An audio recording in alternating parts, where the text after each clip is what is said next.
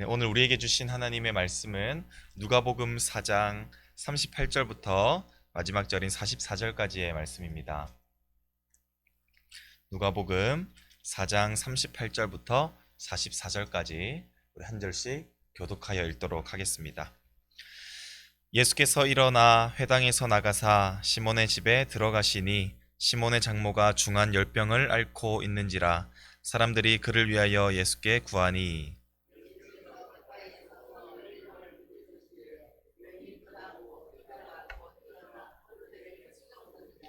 해질 무렵에 사람들이 온갖 병자들을 데리고 나아오매 예수께서 일일이 그 위에 손을 얹으사 고치시니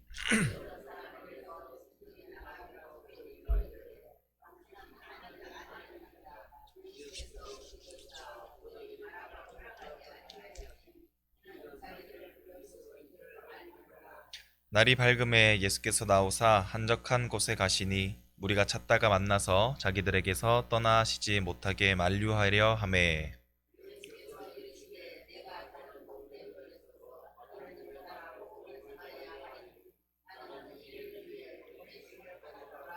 같이 읽겠습니다. 갈릴리 여러 회당에서 전도하시더라. 아멘. 할렐루야.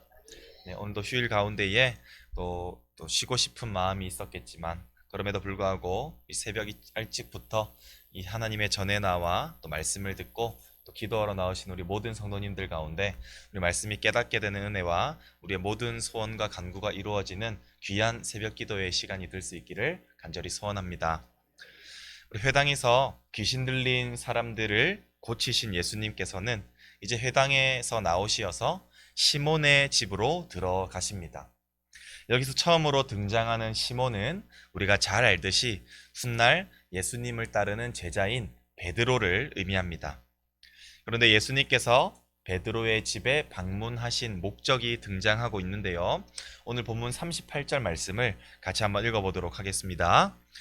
예수께서 일어나 회당에서 나가사 시몬의 집에 들어가시니 시몬의 장모가 중한 열병을 앓고 있는지라 사람들이 그를 위하여 예수께 구하니 바로 이 베드로의 장모가 열병을 앓고 있었기 때문입니다. 여기서 베드로 장모가 앓고 있었던 이 열병이라는 것은 오늘날로 말하자면 이 말라리아와도 같은 병으로서 이 병의 가장 큰 특징은 바로 온 몸에서 열이 올라오게 되고 그 열로 인한 발작을 일으키게 만드는 질병인 것입니다.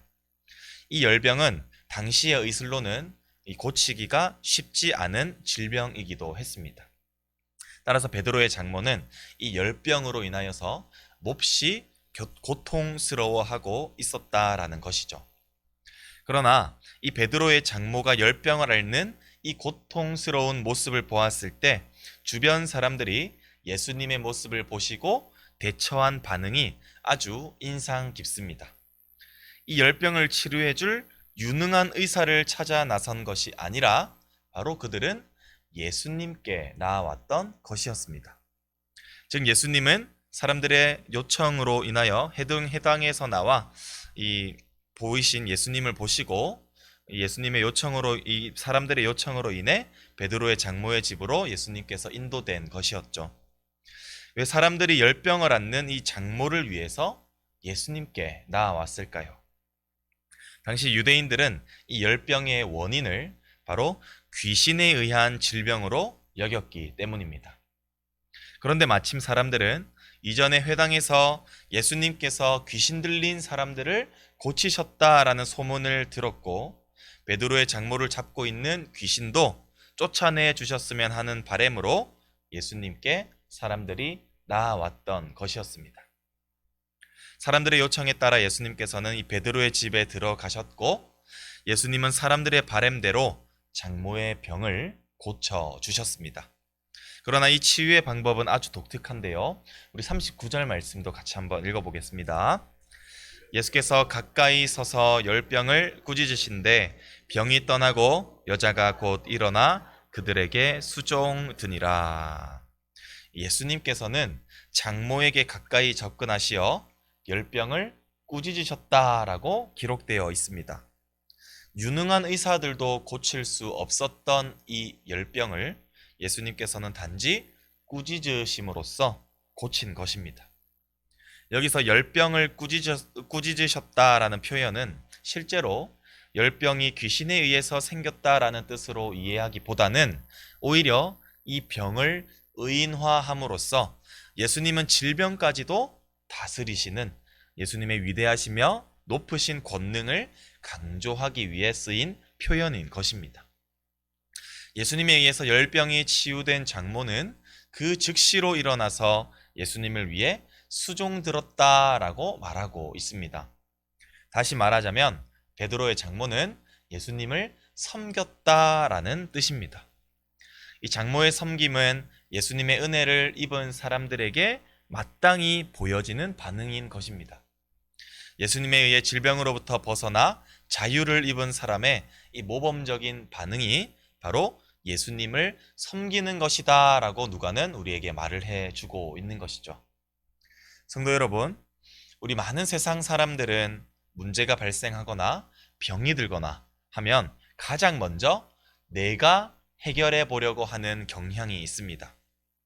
지혜로운 사람에게 찾아가서 조언을 구하거나 혹은 온갖 유능한 병원들을 투어하면서 이 해결하는 등의 방법 말이죠. 그러나 사람의 능력에는 분명한 한계가 있다라는 것입니다. 모든 것을 해결할 수 있는 능력이 없다라는 말이죠. 그러나 오늘 말씀을 통하여서 우리에게 분명하게 교훈하고 있는 사실은 우리의 모든 문제와 우리의 모든 질병과 우리의 모든 연약함은 가장 먼저 예수 그리스도께로 가져오면 된다라는 사실입니다. 왜냐하면 사람이 불가능한 것은 예수님께서는 단지 말로써 해결해 주실 수 있는 아주 전지전능하신 분이시기 때문입니다. 예수님은 우리의 믿음을 결코 저버리지 않으시는 분이십니다. 예수님께서는 자신을 믿고 자신을 의지하는 자들의 믿음을 보시고 외면하는 분이 아니라 발걸음을 돌이키시사 우리에게 찾아와 주시고 우리의 문제와 질병을 간단히 해결해 주실 수 있는 분이심을 믿으시기 바랍니다. 특히 우리 모두는 공통적으로 예수님으로부터 구원을 경험한 자들입니다. 죄에 붙잡혀 살아가던 우리가 자유함을 얻은 은혜를 우리는 이미 얻었다라는 사실이죠. 은혜를 입은 자들이 보여야 할 지극히 당연한 모습은 바로 베드로의 장모와 같이 예수님을 섬기는 삶이 되어야만 할 것입니다. 그 섬김의 모습은 남들이 시켜서 억지로 강제적으로 하는 것이 아니라 그 섬김 가운데에 우리를 구원하신 예수님에 대한 지극히 큰 감사가 포함되어야만 하는 그러한 섬김의 모습으로 우리가 살아가야만 한다라는 것입니다. 우리를 죄로부터 구원해 주셔서 영생을 보장받았을 뿐만 아니라 육신의 몸을 입고 살아가는 우리의 삶 가운데에서도 언제나 우리의 모습을, 우리의 문제를 해결해 주시고 우리를 선한 길로 인도해 주실 그 주님만을 우리가 기쁨으로 섬기시며 살아갈 수 있는 우리 모든 성도님들 되시기를 간절히 소원합니다. 이 베드로의 장모의 병을 고치신 예수님의 치유는 계속해서 진행되고 있습니다. 예수님의 권위가 널리 알려지자 이제는 많은 사람들이 온갖 종류의 질병을 지닌 환자들을 데리고 예수님께로 나아왔기 때문이죠. 그러나 해가 졌음에도, 그래서 피곤한 육신의 몸을 입었음에도 불구하고 예수님께서는 나온 한 사람 한 사람마다 모두를 성의껏 각각의 손을 얹고 치유해 주셨습니다. 은혜를 주시고자 이 땅에 오신 예수님의 긍휼하심을, 또 그들의 요청에 따라 외면하시지 않는 이 긍휼하신 분이심을 잘 보여주는 것이죠. 이 치유의 사역을 감당하신 후에 날이 밝자마자 예수님께서는 이제 한적한 곳으로 나아가십니다. 그러나 그곳에서 사라지신 무리들이 급하게 예수님을 찾기 위해서 달려 나오게 됩니다. 왜냐하면 예수님이 그곳을 떠나가지 않기를 바랐기 때문입니다. 무리들은 이곳에 남아서 오히려 자신만을 위하여서 치유와 귀신 축사 사역을 계속해서 감당해 주기를 바랬기 때문입니다. 그러나 예수님께서는 그들의 요청을 거부하시면서 내가 한 곳에 머물 수 없는 이유를 말씀해 주고 계시는데요. 우리 마지막으로 43절에서 44절까지 말씀 같이 한번 읽어보도록 하겠습니다. 예수께서 이르시되 내가 다른 동네들에서도 하나님의 나라 복음을 전하여야 하리니 나는 이 일을 위해 보내심을 받았노라 하시고 갈릴리 여러 회당에서 전도하시더라. 아멘. 예수님께서 한 곳에 머무시지 못하시는 이유는 바로 하나님의 나라를 알지 못하는 자들이 살고 있는 다른 도시에서도 가서 복음을 전해야만 했기 때문입니다. 여기서 누가가 말하고자 하는 의도는 하나님 나라를 아는 것이 바로 좋은 소식, 곧 복음이라는 것입니다. 예수님께서 가버나움에서 보여주신 이 축기 사역과 치유 사역은 곧 하나님 나라의 모습을 미리 보여주는 것입니다. 하나님 나라에서는 가난한 자들도 없고 병든 자나 죄의 속박 아래에 묶인 자들이 없습니다. 그들은 모두 치유케 되고 그들은 모두 자유케 되고 그들은 모두 회복해야 되는 나라가 바로 하나님 나라인 것입니다. 곧 예수님께서는 하나님의 백성들에게 자유를 선사하는 나라를 이루기 위한 목적을 이루시기 위해서 이 땅에 오셨다라는 사실입니다. 성도 여러분, 우리 하나님 나라를 전하기 위한 이 예수님의 목적, 그 목적이 이제는 저와 여러분들에게 주어졌음을 기억하시기를 바랍니다. 예수님께서는 한 곳에 머물면서 높임받거나 인정받으려 하지 아니하셨고 하나님 나라를 알지 못하는 곳으로 가서 복음을 전하는 일에만 최선을 다하셨습니다. 왜냐하면 하나님의 나라는 이미 왔지만 아직 이루어졌지 않기 때문에 계속해서 복음을 전해야만 하셨기 때문이죠. 하나님의 나라의 완성은 땅끝까지 복음이 전해질 때 완성될 것입니다. 그리고 그 중요한 사명을 우리가 부여받게 된 것이죠. 따라서 우리는 이 현재의 자리에 안주해 있는 것이 아니라 복음을 알지 못하는 자들을 향해 우리는 걸어 들어가 하나님의 나라를 전해야만 할 것입니다. 사랑하는 성도 여러분, 이제 말씀을 맺겠습니다. 우리가 오늘 하루를 살아갈 때에 오늘도 주어진 이 말씀을 기억하셔서 우리의 모든 우선순위를 예수 그리스도께만 두어 그리스도만 따르는 삶을 우리가 살아갈 때에 오늘 하루도 우리 예수님께서 제공해 주시는 그 은혜로 말미암아 충만한 하루를 살아갈 수 있기를 간절히 소원합니다.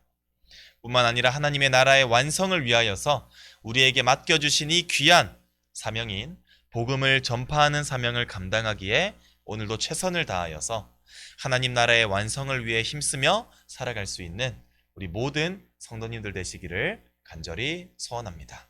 기도하겠습니다. 참 좋으신 하나님 아버지, 오늘도 우리에게 호흡 더하시고 또 호흡 더하신 그 주님의 은혜에 감사하여 하루의 첫 시간을 주님의 전에 나오신 우리 성도님들을 주님께서 기억하여 주셔서 오늘도 말씀이 깨닫게 되는 은혜로 말미암아 말씀대로 살아갈 때에 하나님께서 복 주시는 삶을 살아가는 우리 성도님들의 삶이 될 수 있도록 도와주시옵소서. 하나님 아버지, 특히 오늘 말씀을 통하여 우리 예수 그리스도께서는 우리의 믿음을 외면하시지 않고 우리가 예수님께로 가지고 온 우리 모든 문제들과 모든 질병들과 그 모든 연약함들을 해결해 하시는 이 긍휼하신 분이심을 우리가 깨닫게 하시니 참으로 감사합니다. 하나님 아버지, 그리하여 이제는 우리의 모든 문제 앞에서 또한 우리의 모든 연약함 앞에서 우리의 모든 질병 앞에서 우리가 세상적으로 나의 힘으로 해결하는 것이 아니라 이제는 믿음으로 예수 그리스도께 나아오게 하여 주시옵소서.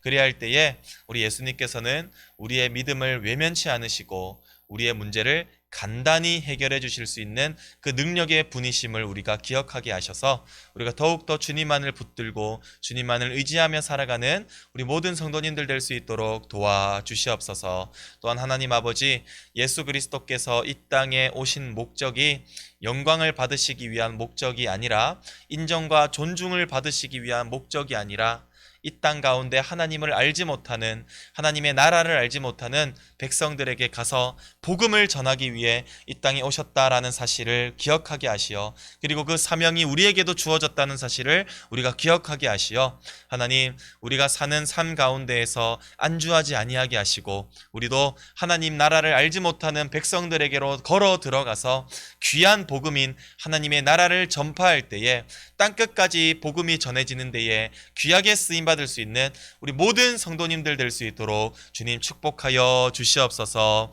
또한 현재 장례를 당하신 이 유가족들의 그 가정 가운데에도 하나님의 한량없는 위로를 더하여 주시옵소서. 주님께 감사드리옵고 지금도 살아계시는 우리 구주 예수 그리스도의 이름으로 간절히 기도드립니다. 아멘.